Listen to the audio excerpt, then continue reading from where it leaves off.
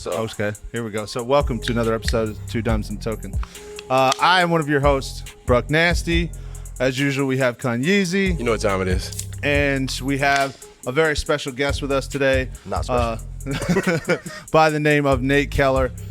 Big Nate. We are here in his gym that he's built, right? It's called Keller Training Systems. Am I correct here? Yep, that's it. Fantastic. So it's actually a pretty fucking cool little setup he's got in here. It's basically opened up an industrial site, put some turf in, threw some weights around, got a TV up. Like, it's a really nice setup in here, man. This fucking looks great. Place where you can get it Yeah, in. we walked in, I was like, damn, this is nice. I'll work out here, you know what I'm saying? Yeah, the Probably should dungeon. have worked out before we So started. before we continue, we do have to give a moment of silence. Unfortunately, our token is not able to be here again today. So He's a tip of the workaholic. cap. Thank you so much. He's not gone, but he's still sober. Cheers. Yeah. Cheers. I'm So, cheering now. and here we go. So we have our drink of the day. What are we drinking today, Sour Mr. Patch. Nate? Mr. Nate Keller, what are we drinking today? Man, here lately I've been on these Ghost energy drinks. Yeah? Just for the flavor. I don't really like the caffeine. There's 200 milligrams in there, but I mean, it tastes like a Sour Patch Kid. There How you do go. Not It want does. to. You It's can't candy. get wrong with that. No, not at all, dude. Everybody likes Sour Patch Kids. But this isn't beer. I don't know. He said this is beer. Yeah. I mean, I could have said like White Claws or something. We for could it. have That said would've White been- Claws. I mean, I'll Started off early. Embarrass yourself. It is Sunday. Cheers. It is Sunday. No, not Once White again. Claws. I'm just kidding. Cheers. Mr. Keller, thank you so much for having us here, man. We Yeah, no problem. we really want to get your story. I know you got a great one to tell, and for background purposes, we all played football together, Yep. right? We had a Web. superstar middle linebacker here, You know. right? May have done a little professional time. You never know. The man with the plan. We'll dive into that a little bit, but we want to get your story, man, all the way up to where you For are sure. now and what you got in the future going on, and then we'll ask some opinionated questions a little bit later, which I'm excited. I'm for. an open book, man. There we go. So tell us where you started, man. Where'd you grow up? So I'm originally from Winter Garden or Ocoee area. Grew up kind of in both. My dad lived in Winter Garden. My mom lived in Ocoee. So kind of general area around here. Went to West Orange High School. Played high school ball there. Was an all-state linebacker. 2-3-star linebacker. Went from there and played ball at JU my freshman year, Jacksonville University. And, man, I was a troubled kid, super cocky. I played football my whole life, and I liked to fight my entire life. So if I wasn't playing football, I was fighting. So that was where you would find me. And I got arrested a few times at JU for fighting, and they kicked me out, man. So I ended up at Weber with you guys, and that's where it all. You know what, man? You know what? It's all good because anybody that's watched this knows your boy was very similar. When I wasn't in season, I only got arrested 6 or 7 times. Yeah, but it's all only. good. It happens Yeah, to the best of whatever. us. You I know don't know what I'm how saying? you guys end up having these stories. I always wondered how Nate got to Weber because it's always Yeah. you got some people that just stand out completely different from everybody else. It's like, okay, I see why this kid's here. Yeah. He just wants to continue playing football, and then you got people that's like, okay, he could have played at a completely different level. Yeah, you do. You run across those kids. I agree with you 100% because there's like the guys that you're hanging out with, you know, you're a certain talent level, Yeah. and then all of a sudden there's that dude that steps on and you're like, I don't know why he's here. Yeah, he's a man child. He the did moment something. he came in, moment Nick came in, tatted up. It's like you knew for a fact, like his parents approved everything that he did. Hell He's one yeah. of those cool kids. Absolutely. He I had, appreciate that, guys. yeah, he had that image. Like if you saw him alone in the alley, this is the last person I'm ever going to see. Yeah. I'm done. Oh, without a Dead. doubt, I was. my mindset now and then is completely different, dude. But I was troubled. Let's just say that much. I was definitely. Gotcha. That's why I played linebacker. There you go. There you go. That's So, fantastic. the middle of the so field. What would you say? And as I said, I know you told us a little bit about your history. We want you to Yeah. dive into as much as you want to. But what would you say was the biggest thing that caused a lot of the conflict that you had? Oh man, I had such a rough childhood, and I don't want to be that guy that says I had a rough childhood and kind of use that as a crutch. But I did use it as a crutch for a long time, and I was just full of anger all the time. Both my parents are drug addicts. My dad was in and out of prison. Football was my way out, and still with that aggression, I still had problems controlling that. So I would allow myself to get emotional, and when anybody turned that switch on, that was it. I'd see red. So I was constantly getting in trouble, and there were so many coaches that helped me along the way, and I appreciate y'all for that. That kind of tried to keep me on the straight and narrow. But I mean, I had to learn for myself. I had to get in trouble. I had to get arrested. I had to lose and be humbled in order to see that, you know, like football is your saving grace. It's either football or prison or death, just like, you know, everybody else in my family. So, I mean, growing up and having to deal with the abuse physically, mentally, emotionally, seeing the drug usage, you know, not having anybody really like care about if I went to school. Like, they didn't even care if I had a meal or not. Didn't care where I slept. You know, staying on multiple, you know, friends of mine, their parents' you know, couches, sleeping in spare rooms, and that stuff like all like gave me this complex that I'd never felt like I was good enough. Yeah. So I had to work that much harder to make myself feel good enough. Yeah. So and it's so funny you say that, because like going around with different people, I think as we get older, we mature a lot, because there's a lot. That's kind of a blanket statement. It's a dumbass statement, to be honest. We mature as we get older, but at the same time, like I think we do it in a disguising type of way, to where it's like there's certain things that I used to think were a little bit funny, or you poke fun at, or sometimes I came off as a bully. For sure. Sometimes I came off a certain type of way. You know what I'm saying? And then you get through certain points of life, and like now I'm 34. I have 2 kids. You know, I run businesses. Like I'm working my ass off to try and do something. I realize like, damn, you don't realize how many issues people that you were around had. Yeah. And you don't realize the shit they were going through. Like I don't know. I don't think you know Jared Mitchell. I'm not sure. That was before you know him, right? And he called me after our first episode, and you know, we talked about how it was dog shit and how we can improve it. But he also said, bro, I never knew you were going through something like that. Yeah. Ever. All right. And it's I'm hitting that moment right now. I had no idea. I think that's the problem that most of us have when we're young in that age. Like we're selfish. We only care about what we're going through and what has happened to us, and you're blinded by what everybody else is going through. And I admit that I kind of came off as a bully. I was a dick. I mean, I kind of only cared about my one path. It was like NFL or bust, or professional football or bust. And like anybody that got in my way, whether you were a teammate or a friend or a family member, just like I didn't care, you know. And it's sad to say that, but like you said, you know, when I had my first son at 29, I think that was kind of like when my perspective changed. I realized, like, because, you know, when you see your kid for the first time, that's you, that's your blood, like, it's so emotional, and like it brought back so many suppressed childhood memories that I had with my parents. And then, you know, it makes you not want to do what they did to you and how they damaged you. And you look at a kid and you're like, how could someone do this to their kid? Because you look at your kid and you're like, there's no way I could ever damage my child like that. Yeah, that's fucking deep, dude. So you suppress so many childhood emotions, and you kind of like, once that happens, boom, it hits you all at once, and it's a tough thing to have to carry and deal with.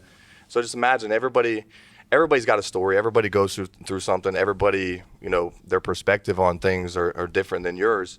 So it doesn't make them any different than you. You know what I mean? And as I get older and I have my kids, that kind of, you know, matured me a lot, and I see that now. I'm a little more passive, a little more open-eyed to like, okay, this person's going through something. If they're angry, they're very emotional, and they lash out at people, there's something going on. Back in the day, I'd probably fight you because you're being a dick, you know what I mean? But now I'm just like, there's obviously something underlying going on there, you know what I mean? Yeah, I agree. It hit the nail on the head, dude. Shit really got real when Avery was born. Yeah, that was a game changer. Started treating women differently. Started treating people differently. Started opening your eyes a little bit. Only you. I had boys. I'm good. Like, everybody stayed the same. But I'm telling you, man. Like, your perspective on everything, like the amount of money that you're making, like your future. Like, you think about life insurance at that point. You think about everything. You think about, okay, how am I going to pay for them to go to college? Like, it all bombards you all at once. Yeah. So it's definitely a tough time for a male to go through, because you feel like all that weight is on your shoulders. It's a beautiful time, but it's at crossroads where, all right, am I going to step up, or I'm going to... Yeah, that's wild, dude. So, God, that's a crazy idea. We're going to dive a little bit deeper into that a little bit later. But so, gave a story all the way going up to getting to Weber. Yeah. Playing ball, right? What was the best times that you had during your college years? Right? And we have usually. So- Hey, by the way, we have a sign in our podcast room. I love this shit. It says, "Bad decisions make great choices. Oh, without a make doubt. great stories." Man, What I you don't got know. for us? So I didn't just get kicked out of JU and stop fighting. Like I got to Weber and it was just a little more low key on the fighting side. But I fought. I mean, y'all know I got multiple fights on the football field, off the football field, but those weren't my. I think we, it's just me and my guys.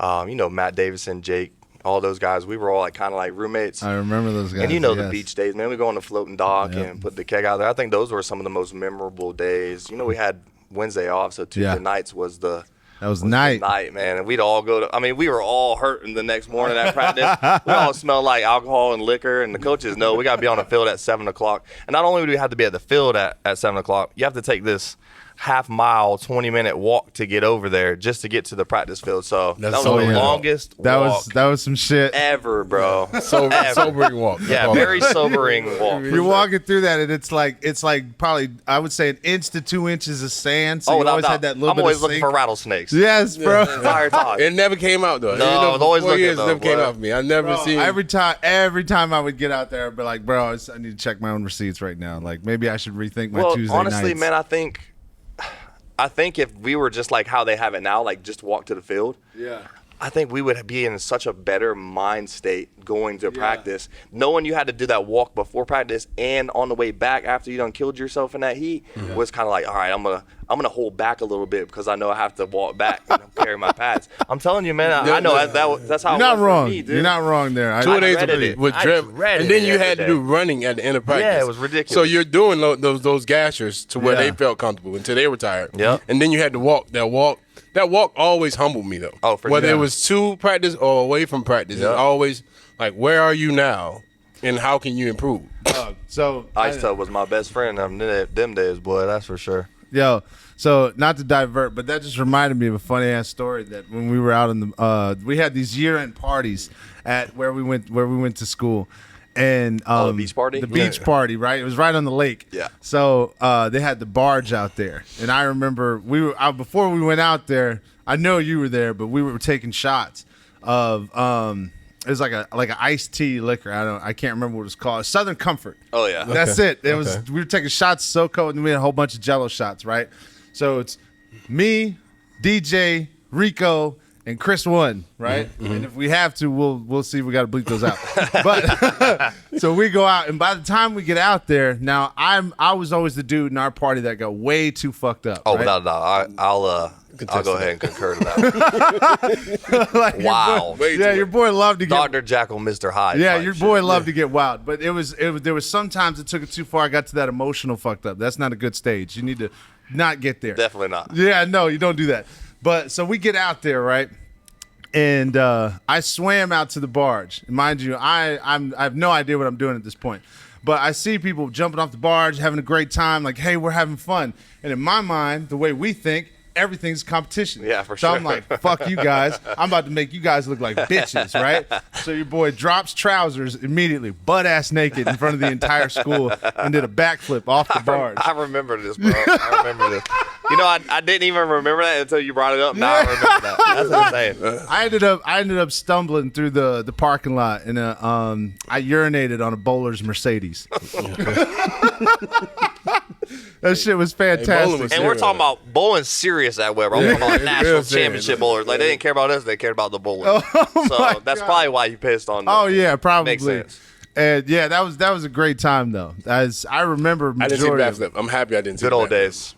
Listen, I was a little in shape then though. You know what I'm saying? I don't care. Well, I don't no, want to see a naked man do a backflip. I said a little in shape. Hey, So teach their own, bro. exactly, you know what I'm Whatever saying? makes you happy, man. I Whatever want to see floats your boat. I There want you to see a different. I want to see a different set of cheeks. That's it. Man Just came with the different knee set of cheeks. slapper right there. Whatever That's floats it. your boat. Yeah, I'm with it. So that's awesome. What you got? Anything like that? Anything you can remember? You want to tell the world about? Me, man, nah, honestly, dude, like, y'all know me. I was very solitary for the most part. Like, I just had this, I don't know, my dreams, aspirations were just bigger than feel like most of the people that were, and not to, like, shit on anybody. I just felt like with my childhood being the way it was, I didn't feel like an education was going to help Yeah, me get to where I wanted to be. you had a single focus. Yeah, my single focus was like cool. I did very well in school. Like, I had good grades, but like education was in the back of my mind. I really wanted to play in the NFL, and I felt like like I said, it was like that or bust, and I felt like I would have let myself down if I didn't give myself the best opportunity in order to do that. So that means my sleep schedule was great. My eating habits were on point. I worked out 2-3 times a day because I felt like it wasn't enough than what we were getting. So my daily habits were probably different than 99% of the people. So I partied at Tuesday nights every once in a while to get wasted and have a good time, and I think I needed those nights because I did push too hard, and those were the nights that kept me mentally sane. So, but I was always also scared that, damn, am I going to become an alcoholic? Am I going to be? So when I would do those things, like it would be fun, but then I'd wake up next day and be like, damn, am I like my dad? You know what I mean? Am I going to be like that? That's such a mixture of anxiety. Yeah, right there. so much anxiety. Like I wanted to have fun. I wanted to live my life because everybody hears about college is your best time of your life. And looking back now, it really was.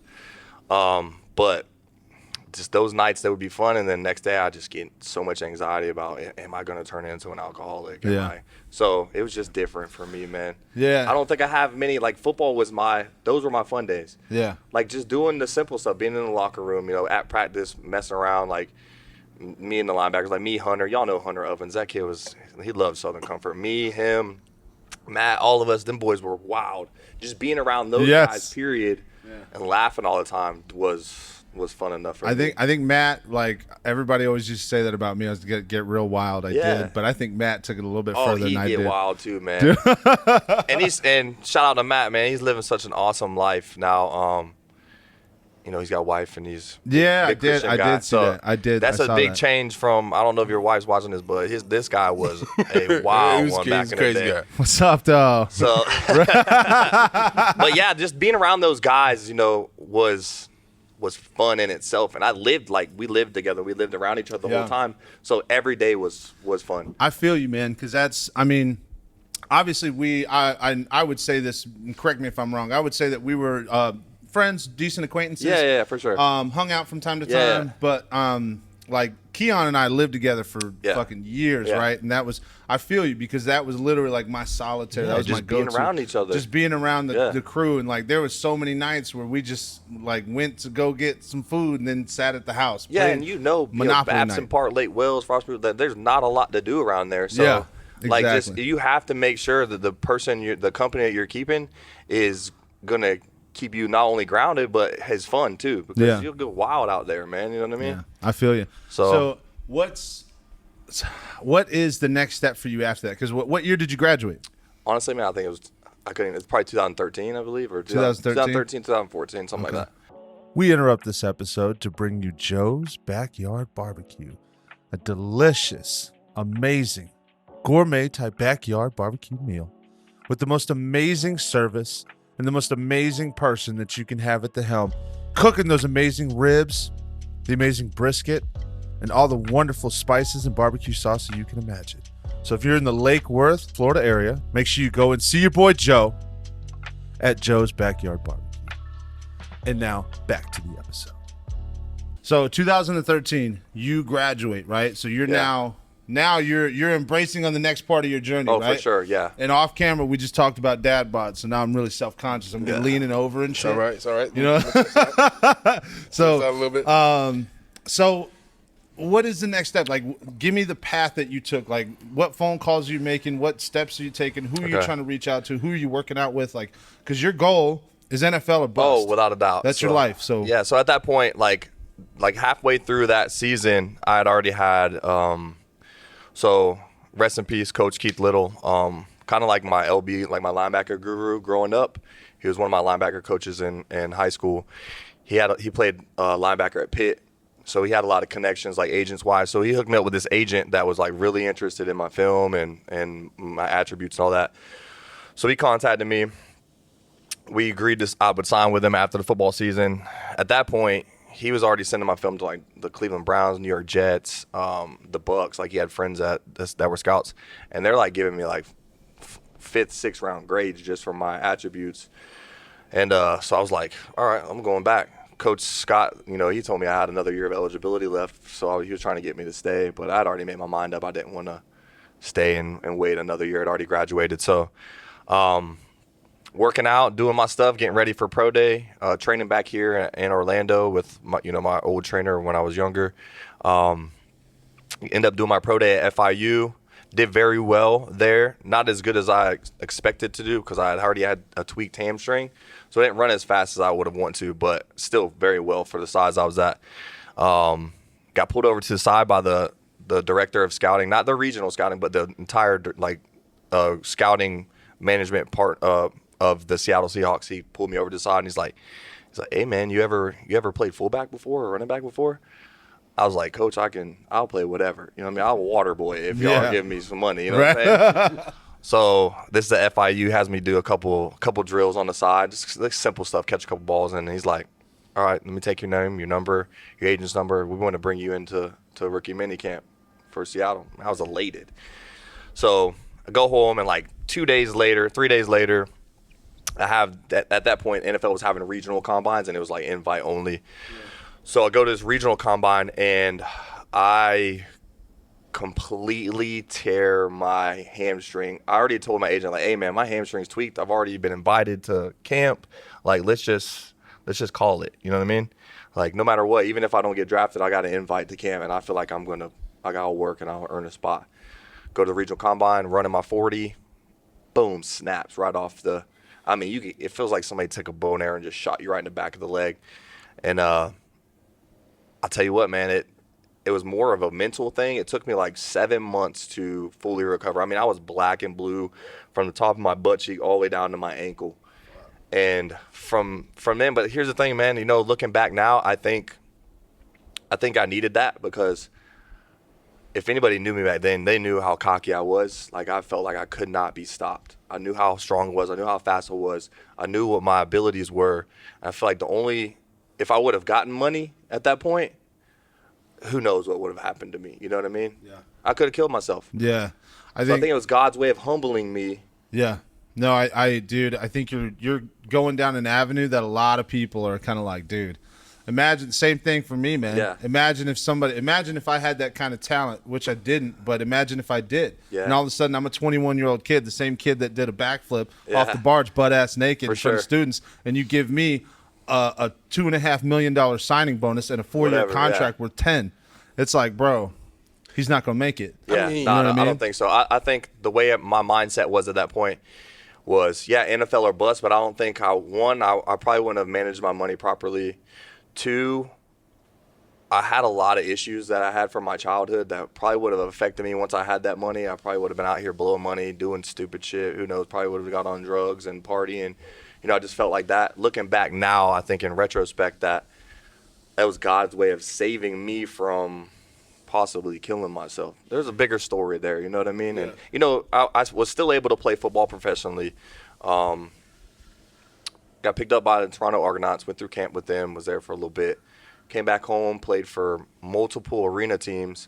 And now, it was fun. Like we were talking about before, there's no money in arena football, so you kind of got to love it. Like, everybody sees you as like a star. And, like, most of the guys you're playing with played at, LSU, Alabama, Ole Miss. Like, there's guys that were still the cream of the crop. They just either had their chance in the NFL, didn't pan out, or they were still trying to get back into that spot. Me, it was always trying to get another workout. And I had workouts for the Bucks and a couple other teams from there, but it was just, like, arena football from then at that point.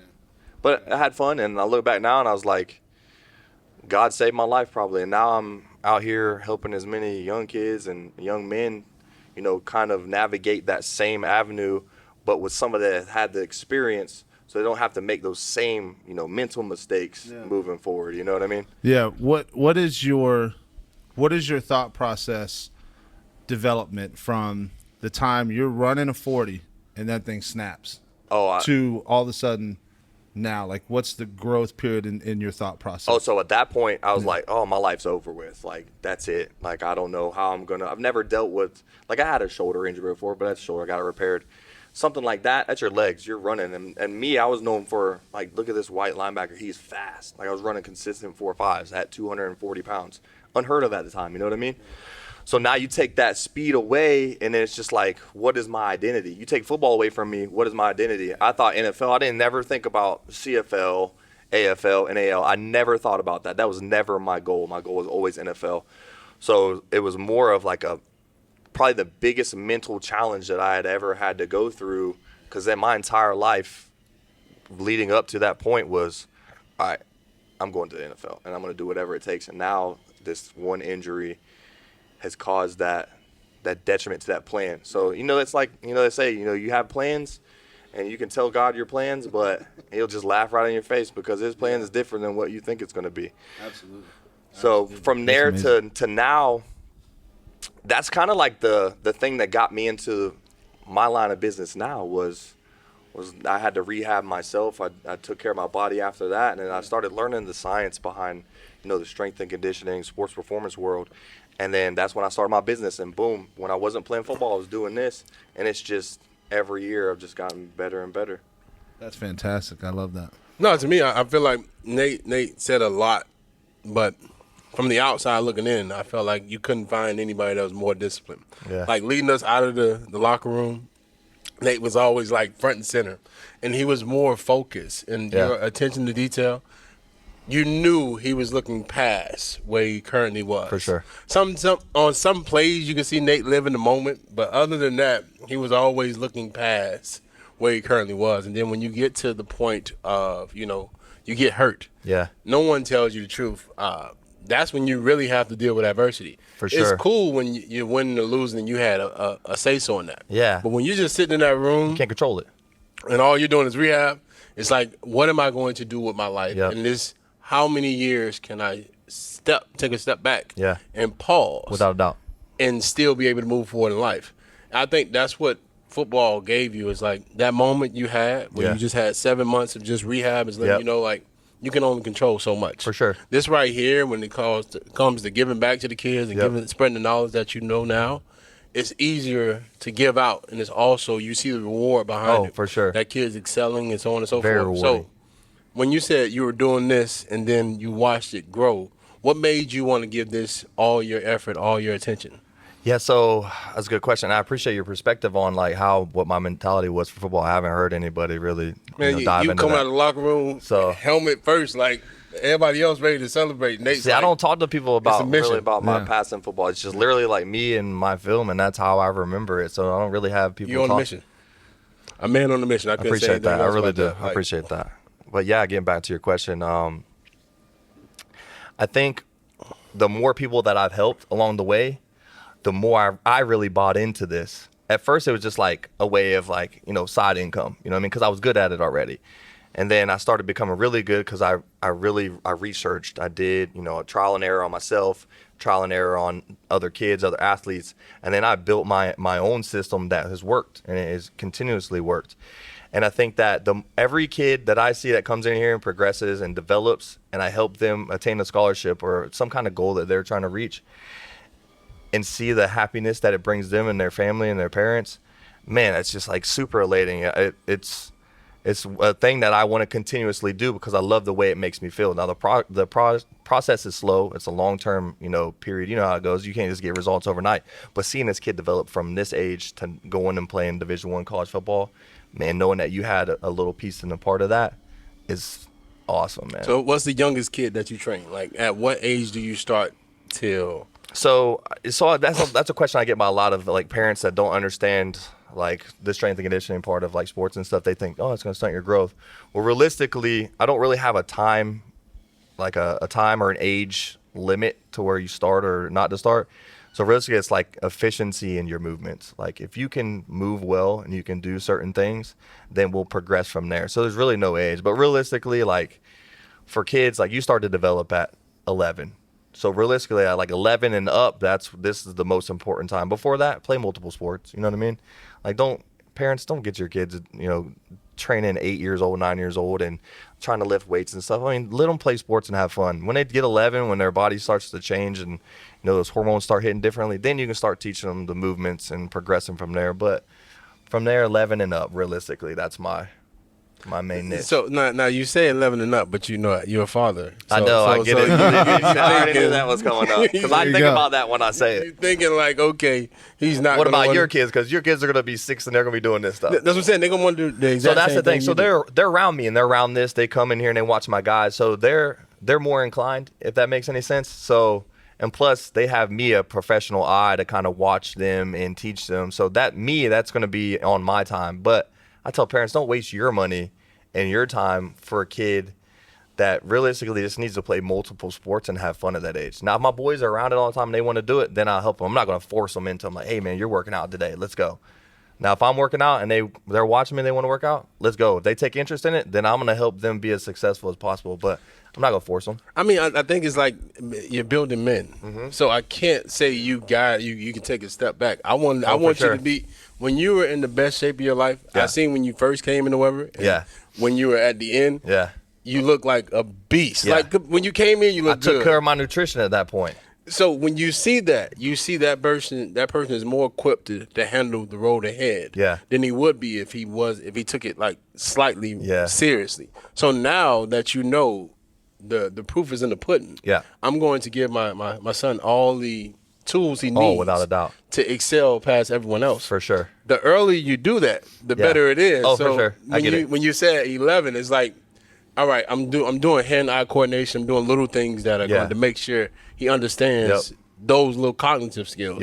But when are you going to make your sons men? Because it's going to be a different day when they walk in the house and they're boys, then they come out and they're men. When are you going to instill those values? I think it's already. I mean, I already started the way I carry myself, the way they see how disciplined I am with the way I do anything around the house. Like I do all my yard work. You do stuff around the house. I do stuff with them. I try to teach them how to do things. They come in here. They watch me work out. I think just them seeing me on a routine is going to instill enough value, because I didn't see that and I still wanted to do it. But imagine seeing your pops doing that and you being around it all the time. Don't you think you want to kind of be like your dad? Kids, they look up to you. You're their hero. So if you're seeing your dad work out all the time, what are you going to probably want to do? It depends. My dad played tennis, so I wasn't really excited about going out there and just. Well, there's a small percentage there, so. But. I can't wait to clip that. My dad played tennis. So I'm just letting you know. Well, see, their own. But to me, in that aspect, I just don't want to be that overbearing parent. And there's nothing against parents that are like that. I don't want to be that parent. I want them to want to do this. Yeah. I don't want it to be like, oh, because my dad did this, or my dad was a good football player, like I have to be a football player, I have to be good. I'm gonna be behind my kids no matter what they do. If they don't want to play sports, sure, so be it. But whatever you're doing, I want to make sure you're giving your 100%, your all at it. You're not gonna half-ass it. So whether it's sports or anything you want to do, you want to be an engineer, you want to be a doctor, you want to be a lawyer, like whatever, anything you want to do. You want to be a professional fisherman, I don't care. You're going to be the best at it. I want you to want to be the best at whatever you're doing. And as long as they do that and they put in the work to do so, I think I'll be okay with it. I mean, see, I love parents when they say this, but I don't think it's true. My son told me the other day, he was like, Dad, I want to be a professional wrestler. Because we were watching Hulk Hogan and all these guys, and he was like, it looks like that's what I want to do with my life. Come on, man. We all went through that phase. Like, come on, bro. My hero was The Rock, bro. When he came out, you know what I mean? Like, come on, man. So I told him, I was like, as much as I want you to enjoy your life, as much as I want that for you, I feel like it's something more in life for you. This is just a phase. And he was like, no, Dad. I want to be Rey Mysterio. He's putting that. He's not want to be Rey Mysterio. With the mask on. Bro. He's ready. Hey, Rey Mysterio was one athletic dude, Rey Mysterio bro. was legit. So he's telling me all these things, and I was like, some tough shoes to fill there. I have a whole different plan for you. Yeah. And the plan is for you, not to say wrestlers aren't amazing. Yeah, no, I get it. But when I think about professional athletes, I think about the gladiators. You think about the gridiron. I want you. I mean, you're gonna sustain concussions and broken bones, no matter what sport you play. Yeah. It could be golf, but if you're gonna do it, I want to be excited about. Like I would have did the exact same thing. I don't know about wrestling. I was gonna say, how do you? I think it took a dip a little bit when Logan Paul became a wrestler. Yeah, everybody's like, I could be a YouTuber and do that shit. Yeah, it's not really wrestling the way we grew up seeing. We I get grew what up seeing the Undertaker. There were some people getting really hurt, like legitimately. No, I get it. I think, like I said, teach their own, man. Like I want to say that now that I want to be supportive as much as possible. Yeah, I want them to play sports, dude. You know what I mean? Like, yeah, but at the end of the day, it's not my life. You know, it's their life, and if that's what they choose to do, then so be it. I know it's tough to say that, and I always thought like my kids are gonna be like the best football players because I'm gonna make them do everything that I did and more. But I see this in the industry that I'm in. And I think from seeing kids being pushed by their parents, they burn out. They burn out quickly. Mm-hmm. And then they resent doing the things that they used to love because they feel like they're only doing it for their parents. So I don't want to be that. I want to be like, maybe in between, in the middle, like, hey, like, I want you to play sport or do something, find something very, productive with your life and give it your all. If it's a sport, I'm going to back you on it. You know what I mean? And I'm going to train you for it. But if it's not, just do your best. Gotcha. Yeah. That's what I say right now, but who knows, man? Yeah. Like, That's what I'm saying. When he comes out, I get where he's coming from. Basically, Shaq, ready as a parent, you're gonna then try to, okay, you like this and you Yeah. want to do this. I'm gonna try to learn a little bit about it. Exactly. Maybe I can coach you in it. Yeah, you know what I for mean? sure. It could be anything. It could no, be music. I it could couldn't be do anything. everything. I'm just telling you, I couldn't. My son says, Dad, I want to play hockey. I want to wrestle. I want to play football. I want to play baseball. We got to pick one, son, and then rock with it. Like, we're going to I go get to the that. wheels fall Yeah. off. Yeah. And it's going to be the one that I like the most. I hate to say it. So legit question, man. What in your time? Because obviously you've been all over the place playing professional sports Yeah, back yeah, in the yeah. day, right? Who is the most freakish athlete you ever shared the field with? Most freakish athlete I've ever shared the field with. Dude, I don't really. I mean, that's a lot of different That's what I'm scales. saying. That's a lot of different things. I can tell you right now who I have right now immediately. I mean, would it be weird to say like I was probably the most freakish? Yeah, I knew that was coming. Right? Like, I don't want to sound like narcissistic, but realistically, like the stuff that I could do, like physical wise, like jumping, running, like doing and lifting wise, I feel like nobody was. That I will say that's a tough combination to find. A lot of times you find linebackers and defensive. Well, excuse me. My opinion: the most athletic people on the field typically have been corners or DNs. Yeah. Because a lot of times you get that 6'5", 265-pound guy that can Yeah. run a 4.4 like that type. But at the same time, there's usually like some type of attribute they have that makes them elite. Like they're fast. Yeah. Or just big body, right? Or great body lean on a pass rush or something along that line, right? Yeah. I think it's really hard to find that guy that could squat 600-700 pounds, but also run a 4.6 for or sure. 4.5. And that to me was like, that's dope. That's incredible. Well, that's why it's kind of sad for me to say. I would say me because realistically, nobody ever. I don't care if it was my teammates or somebody I was playing against. I always felt like I was the best athlete on the field. Yeah. I feel So. you. That's confidence. So there's really no name that comes to my mind when I say like extremely athletic. You know I got what I'm one saying? right now. I can tell you right now. Sam Shields III.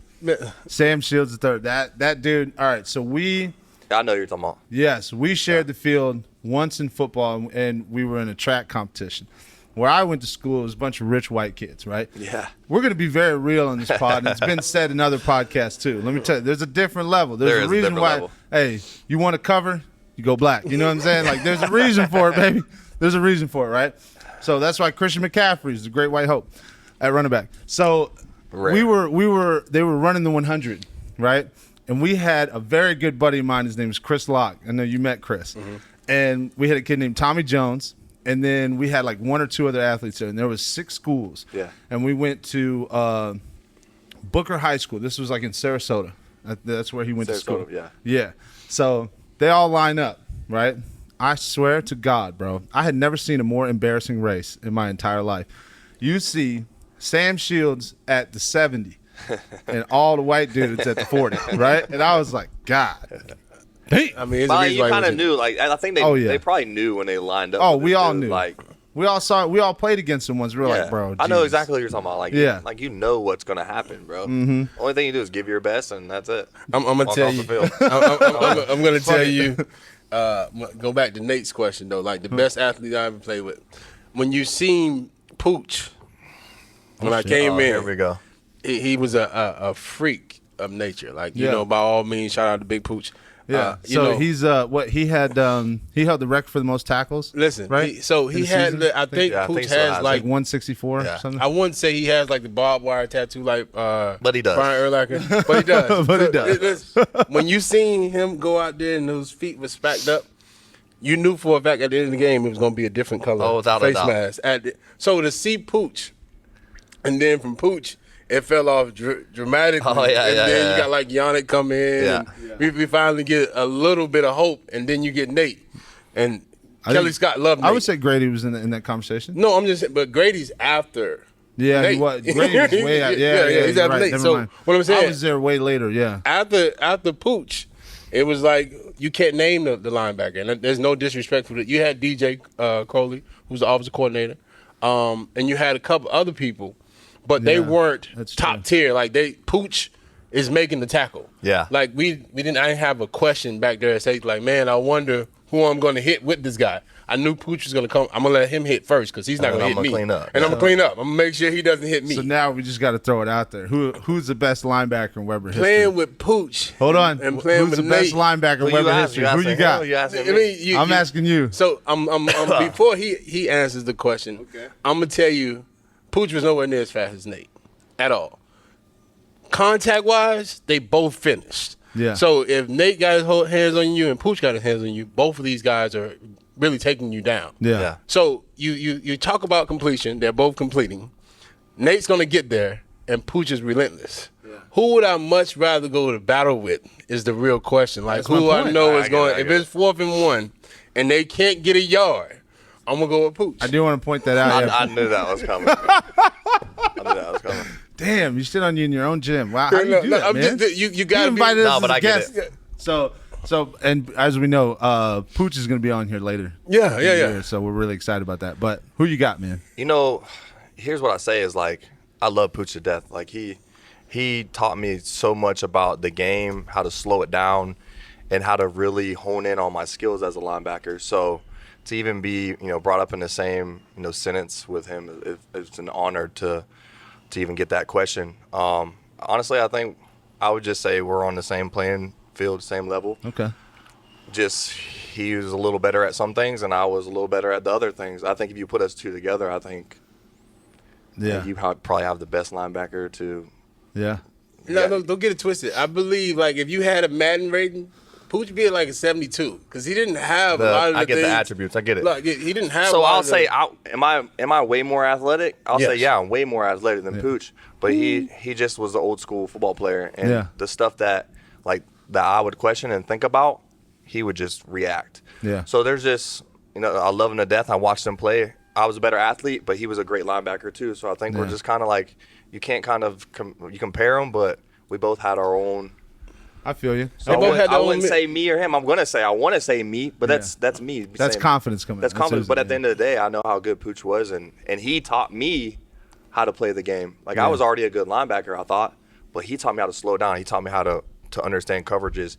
He taught me how to read offenses. He taught me how to break down film. So I don't think my game would have been as good as it was without him. So I can't sit here and say I was better than him because I wouldn't have gotten to where I was at athletically as well without his knowledge and his help. So you know what? I like it. Polished. It's good. Yeah, it's that's why I said you can't say either one is better than the other, all because if it's 4th and 1, I'm going with the person that knows exactly where the play is going. Nate developed those skills. When I got there, Pooch was already a senior. Yes. So it wasn't – I'm seeing somebody at their rarest form. Yeah. Whereas though someone developing. So you're going to see two – I got two different sides. He developed me into that. I was like that, exactly how Pooch was. Just I can put my head in anywhere. Yeah. I didn't care. Raw dogged everything. But I became more cerebral. Yeah. The more time I spent understanding tendencies and formations and players and what their tendencies was, and I wasn't like that before. And I think that's why I had trouble when I was at JU. It was like I was probably the most athletic and the best linebacker there, but I couldn't understand how to break down film and stuff. I just felt like I can use my same skill set from high school to college and then still do the same. But it's not like that. If you don't know where you need to be at and you don't understand tendencies, then you're not going to – those guys are even faster and stronger when you get to college. Yeah. So I think me getting kicked out of JU and getting sent to Weber was like God's way of here, you're going to hone in on your skills here. Coach Patachny is going to help you become the best player and give you the best chance to make it to the NFL. I agree. I think that's another reason why they're actually having a lot of success now with him as a head coach there. So big shout out to Coach Pooch there. Thank you. Nice. So veering back, right? So now how did you start? How did this idea come about? Obviously you said it was a side gig. Yeah. And then you transitioned it into buying a place, renting a place. Like what's the path for that? So once, like we were talking about, once I started seeing the success behind, the way I train in my system, I said, this could be the way I take care of my family. And then once my son was born 4 years ago, 2019, I was like, okay, football's done for me. I'm not playing football no more. I'm not going to play for chump change anymore. I love football. I'll always love it. But there's got to be another way that I can stay in this avenue but take care of my family. And it was probably the best decision I've ever made since then. And it's crazy because COVID happened right afterwards. And at that point, I was kind of sharing a space with multiple other trainers and doing well once I put my time in. But then, as y'all know, all facilities and gyms shut down. It was mandated that nobody could go to gyms or any of that stuff. So I turned my like 350 square foot garage into a complete training facility. So what you see here, it was just downsized, like it's scaled down. And I tell you, I would have 50 cars in my neighborhood, and I'd be training 50 kids in a matter of an hour or two. Like if you go back on my Instagram, you can see like everybody's just in the garage. It's hot. Summertime, we're pushing sleds in my road. Like we're carrying dumbbells down to the stop sign and back. We're running tempos outside. That's when I knew that not only was this my niche, but people didn't care where I was. They were going to train with me either way. Yeah. So that's when I really fell in love with it. And that's when I realized like once COVID's over with, I got to find somewhere bigger to go. And I'm going to be honest with you, man, I made 6 figures easily in my garage that year. And then I had to get bigger. I mean, my garage, bro, 350 square foot garage, it's insane to think about, right? Yeah. And then I was like, man, imagine what could happen if I get something bigger. Found this spot, been here for 2 years now, and it's only grown continuously. And I'm in the process of hopefully finding another spot, a bigger spot in the next couple months so that I can, by the time summertime comes around, accommodate the 50, 60 kids that are in here in 1 hour. So, I mean, it's just, COVID really, you don't want to say like, oh, thanks for COVID coming, you know what I mean? But it literally changed the trajectory on where my business was and is now. Yeah. Dude, honestly, that's amazing to hear because we've interviewed a couple people that that do gym work, right? Yep. And they're trainers. I think Serge that we just did is more along in the lines of being in shape. Yeah. And he's that like free spirited type guy. He's like, let's lose a couple pounds. You know what I'm saying? And I think Matt was, I don't know if you saw, we did Matt Wilson. He runs a gym in Baltimore, Maryland. Yeah. And he's along that lines too, right? He trains power lifters. He trains young athletes. He also he has a huge trajectory in training females, and that path was actually pretty incredible to see. They all had a COVID story. Yep. And it's funny because every single one of them was like, it's terrible that it happened, but honestly, it honed in some things to where we were able to explode. Without a doubt. That's kind of crazy going through a pandemic, and like you can see the effort and the work that's put into it and how they're able to grow it in such a unique time. Yeah, so like mentally for me, it was like, okay, I was challenging myself to make enough income when I was sharing space with other people. Obviously, my overhead wasn't that high, but I wasn't like stepping out of my comfort zone. I wasn't like marketing myself out there like that. It was more like word of mouth. I didn't really I wasn't posting those videos like I used to when COVID came around, and there was nowhere for these kids to go. So not only were they needing to stay in shape for their sports, but they needed somewhere to go, like to just take that aggression. For me, like working out is therapy for me. So imagine how many, which I've heard since then from all these kids, like, hey, you saved me. Like, that was a tough time for me. I was able to come in there and be around a bunch of people with the same mindset, same goal, and it kept me from getting in trouble because when the COVID was around, there was nothing to do but probably get into trouble. That's true. So these kids would come work out a couple hours a day at my house. We, the camaraderie between everybody, brotherhood, it was like a team. Not only did it help them physically stay in shape for their sports and their respective seasons, but it helped a lot of those kids stay out of trouble. And I didn't understand that then, but when I hear them telling me that now, man, it's such an awesome feeling to know that. And then from that, I gained 4 or 5 times more clients in doing so. That's amazing, dude. Yeah. What was that first initial feeling, that first person that came in? Because I know that exact feeling, and I know you know it too. Oh, for sure. The first time someone comes in, then you literally just out of nowhere come up to you after a workout or something like, hey, man, I just want to let you know thank you. Like, how did you feel? So it still happens to this day, but like the first time, you don't understand like what you're like. To you, you're like, to me, I'm a strength coach. Like, I'm helping you become a better athlete, whatever sport you play. But you don't really understand what you do mentally for these young athletes until somebody says that to you. One comes up to me and is like, hey, I was going through a really tough time with my family or something going on in my personal life, And this kept me sane. This kept me going. And when you hear that, you're like, so there's a bigger calling for what I do. Yeah. So it's not just, oh, this is just weights. People see the weights and running the sleds and doing all this other stuff with chains. But it's more than that. It's helping these young athletes stay out of trouble, keep their mind occupied, and help them reach a goal that they're trying to attain. Yeah. And you don't understand that until one of them say that to you. That's nice. Makes you want to do it even more. You know what I mean? Yeah. It also gives them confidence. Like, for sure. You know, by all means, going from that little scrawny kid to, you know, now I got a chest. I don't think I wore a shirt my senior year of high school. So, it's one of those things like. It's everything. It's more mental than physical. Like, this stuff's cool and, like, it's great working out and having your body, look good aesthetically and helping your sports performance change. But the way it changes your mental process throughout the day, like your endorphins get flowing, like you're around people that are like-minded, similar goals. It just puts you in a more positive mindset and outlook for the day. Yeah. You know what I mean? Yes. No, I totally get where it's you're coming therapy. From. Yeah, I totally get where you're coming from. I think too, we touched on this in another podcast at some point, but I think it's easily relatable to other factors too. Like we talk about this because this is like what we know. Yeah. This is what we do, right? Yep. And I think it's all about PRs, right? When you hit that personal record, it's just like it puts you in a level of confidence where you're like, fuck, man, I'm ready for the next challenge. I'm ready for the next thing.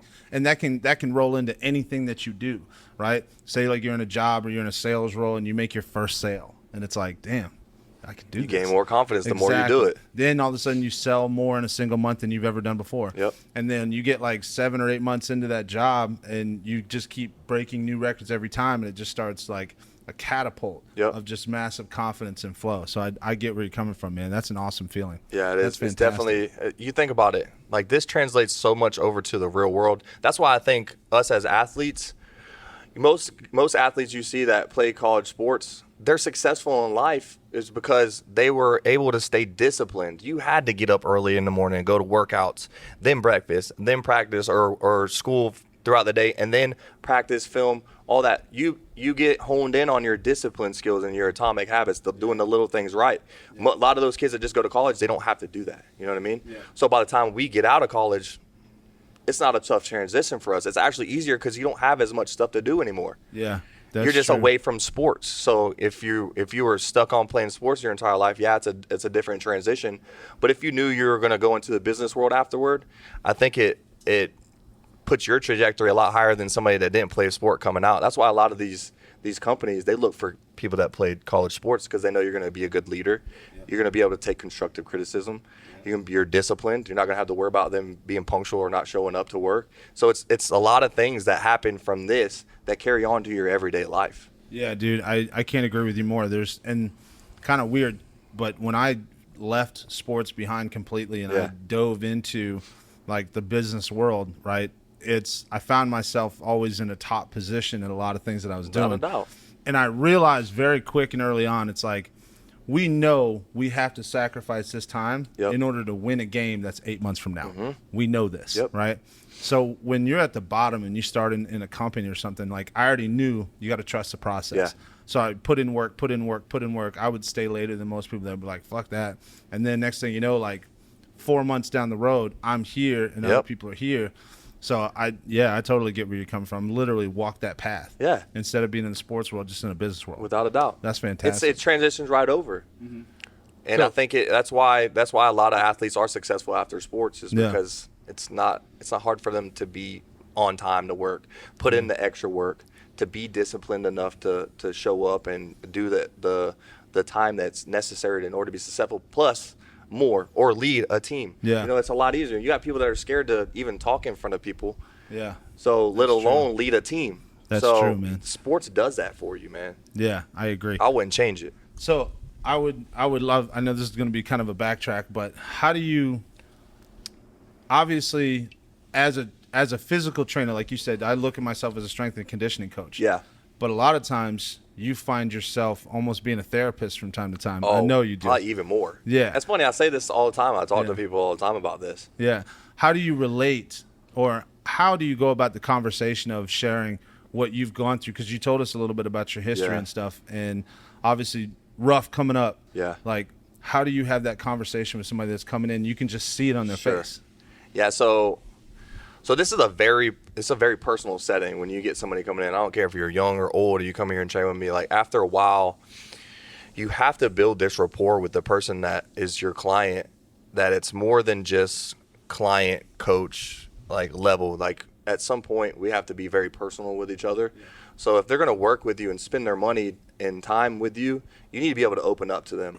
So once I'm confident around and we have this rapport built, after a while, I kind of tell my backstory. And they're obviously talking while they go. You don't want to be in here and just not talking the entire time. You need to talk to people while they're working with you. So you kind of find out about their lives. And then at some point you kind of dive right in and let them know about your life. And when you're able to share your own story with somebody and you open up to somebody, I think it helps them respect you even more, to know that what you went through and like where you're at now, and that anything you're capable of doing anything if you set your mind to it. If you show them that, they can respect you. And when you have respect from a client or an athlete, they will do anything that you tell them. Yeah. You get what I'm saying? Yeah. No, I get where you're coming from. So I know I do this every podcast. I always get rolling. No, you're good. Go ahead, to me, I feel like Nate's done a phenomenal job of finding what his niche is, what I'm going to do in my life. And I feel like as a former, football player, I would be doing the game a disservice if I didn't go back to the game. Oh, for sure. You learn so many things from the game. Saved my life. Whenever something goes in, something goes out, all these coverages that you learn, you dedicated so much time in your life to this game, right? And now you're giving it in little increments to the kids that are around you. But 10 years from now, when you made all the money that you need to make, we all have a cap. I don't care what it is. You're gonna have a cap on this. I don't have a cap. What's going to make? I do have a cap. He is right. I have an outlook that I want. You got at some point the mundane of waking up, working out, and so on and so forth. I want to go back into the grit and the grind with the kids, and seeing all the knowledge that I have be put out there for sure, and see exactly how it can develop. Outside of my kids, my end all be all goal. And Bruck doesn't even know this, but I want to coach with him. Like he can run the offense, I'll run the defense. I don't care what's cool. School, what establishment. Just going back to using all the knowledge that you obtained. Yeah. Because it's useless outside of that. Like Tom Brady played 20 years in the NFL. Yeah. If he doesn't go back and help the kids out, then what was it for? What was it for? Yeah, like you're supposed to continue to pass that knowledge. I completely understand. And you're going to keep them from making the same mistakes that you made. So being that this is a stepping stool back to for sure, your true passion, would you ever go back to just coaching? Yeah, so like I was saying before, like I did dive into in between those years I was playing and doing this, I did get into the coaching realm for a while. I coached at Ocoee High School here locally and at West Orange, my alma mater, and I loved it. But like we were talking about, man, Florida is just a tough place to coach in terms of not getting paid monetarily compared to how much time that you're putting in for these kids. Now, it's not always about money, but when you got kids, at the end of the day, you got to feed your kids. So now that's why I stepped back and put more time into this, and it's still, it's helping. But with your question, I think that once my boys, my oldest boy, he's 4 now, I think once he starts like really getting into like the developmental stages, probably around 12, 13, probably close to high school, I'll get back into coaching, and I'll probably try to be a high school head football coach. I would like to be his head football coach at some point. Would you follow him to college? Oh, for sure.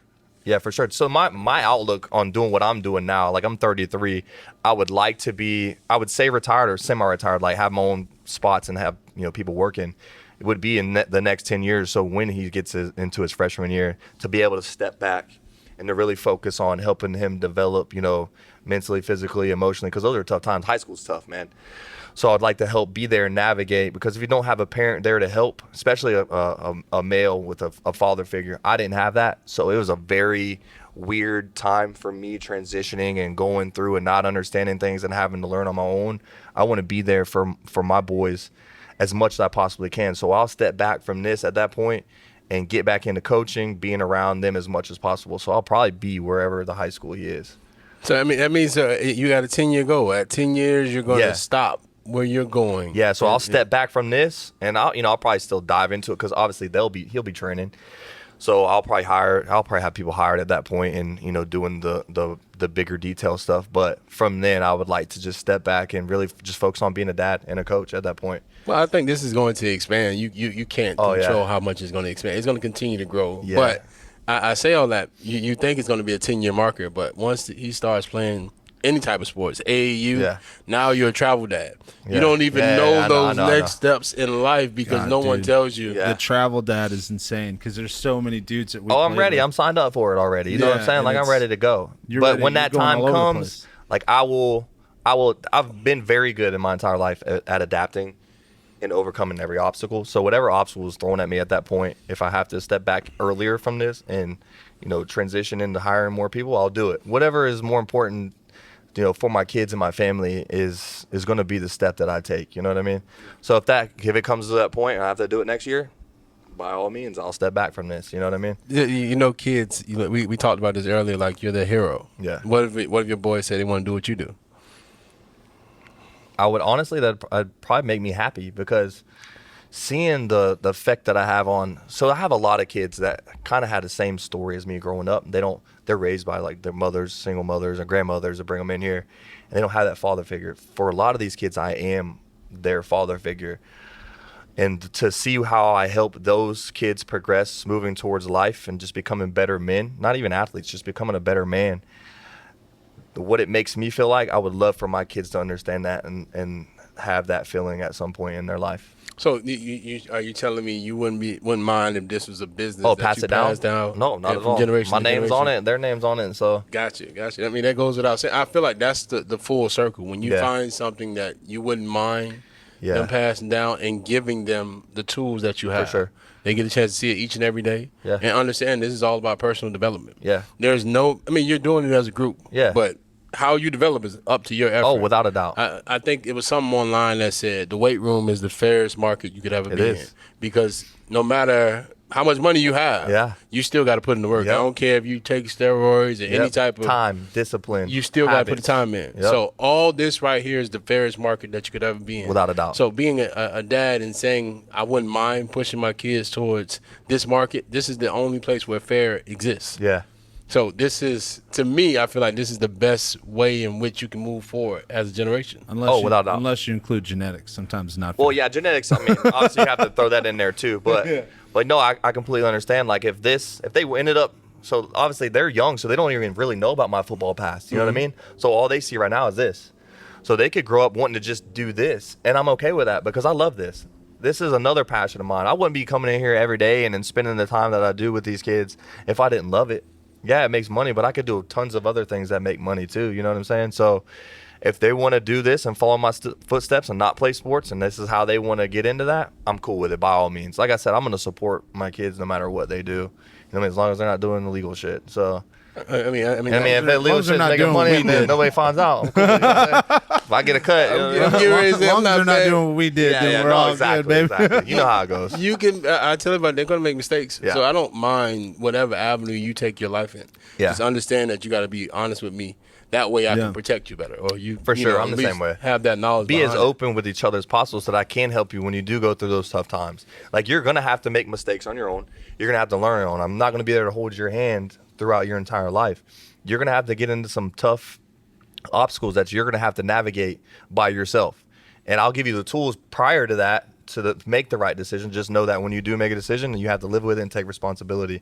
And I think if you teach your kids that, I mean, that's probably some of the most important values that you can instill in them. You know what I mean? So that's what I want to be and what I want to instill in my kids.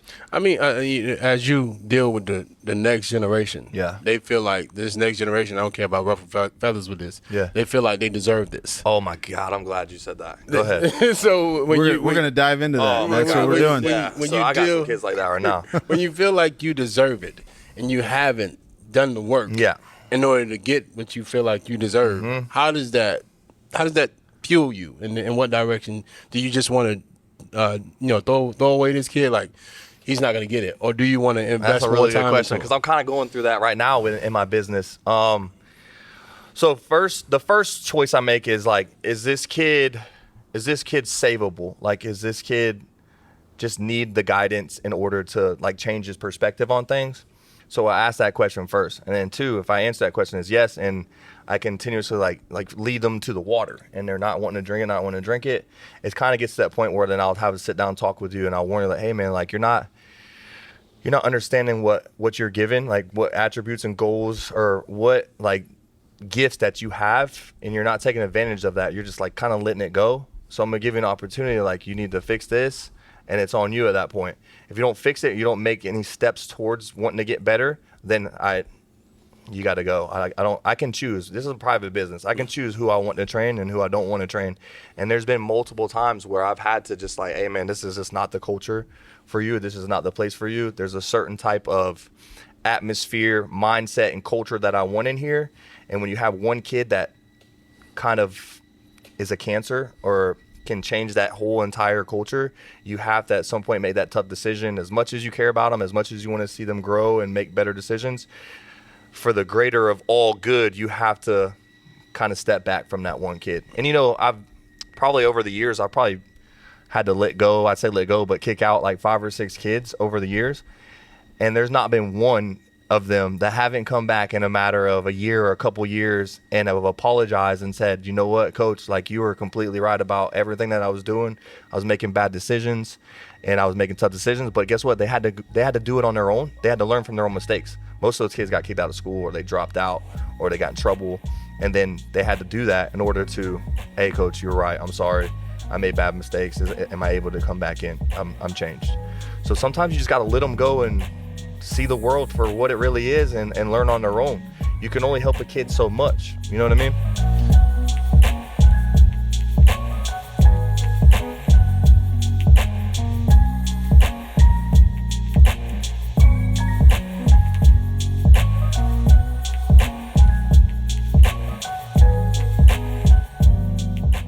Thank you guys so much for tuning in to part 1 with Nate Keller.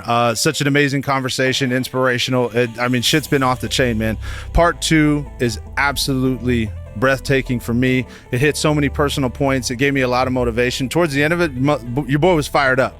So make sure you guys tune in. Please subscribe, leave comments, and go check out Nate Keller's socials.